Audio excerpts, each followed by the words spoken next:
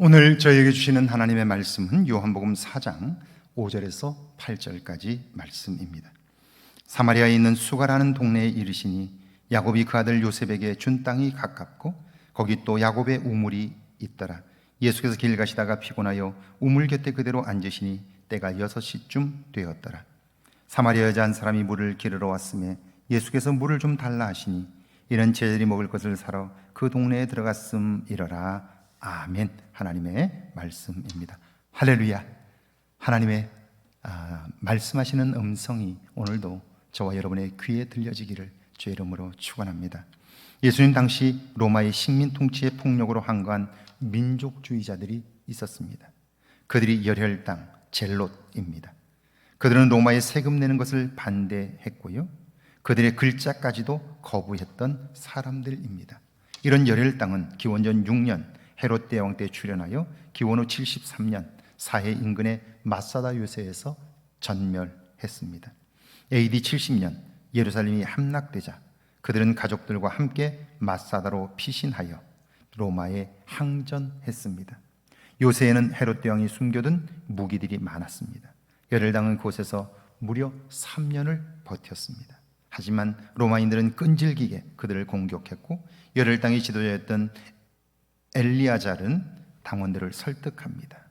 그들의 손에 잡혀 우리의 몸이 더럽혀지느니 차라리 죽음을 선택하자는 거예요. 결국 제비뽑기를 통해 차례차례 가장들이 가족들을 살해하고 자신의 목숨도 끊습니다. 마지막 남은 한 사람이 요새의 불을 지른 뒤 자결하여 마사다에서 저항하던 열심 당원들은 모두 죽음으로 로마를 거부했습니다. 그 숫자가 무려 960명입니다. 그들은 하나님의 백성으로서 비굴하게 사는 것보다 차라리 죽음을 선택한 거예요.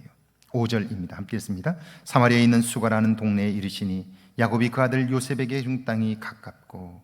신앙을 위해 목숨을 버리는 일 대단합니다. 그런데 그런 신앙이 자신의 의로움으로 변질되면 하나님의 말씀에서 벗어나게 됩니다. 하나님과 상관없는 일이 되고 마는 거죠. 유대인들이 사마리아 사람들을 멸시하고 상종하지 않는 이유가 있습니다.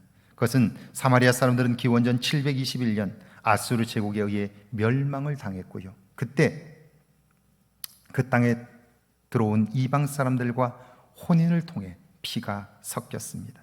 게다가 유대인들이 바벨론 포로에서 돌아와 느헤미야가 성벽을 재건할 때에 사마리아 사람 산발랏이 방해를 하면서 갈등이 고조되었습니다. 유대인들은 피가 더럽혀진 그들과 상종하지 않았고요, 그들에 대한 미움이 더욱 커졌습니다. 그런 상황에서 예수님이 그곳에 들어가셨다는 것은 충격적인 사건이죠. 6절입니다. 거기 또 야곱의 우물이 있더라. 예수께서 길 가시다가 피곤하여 우물 곁에 그대로 앉으시니 때가 6시쯤 되었더라. 예수님께서 우물가에 앉으셨는데 그때가 지금 시간으로 12시입니다. 그것은 더운 지방이었기에 그 시간이면 사람들의 왕래가 없습니다. 그러니까 사실상 그 시간에 사람을 만난다는 것은 불가능합니다. 그렇다면 예수님은 우물가에 계셨지만 물을 마실 수는 없을 것입니다.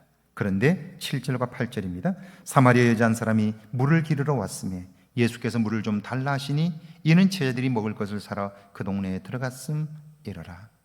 그런데 이게 웬일입니까? 사마리아 여인 한 사람이 그 시간에 물을 길러 왔습니다.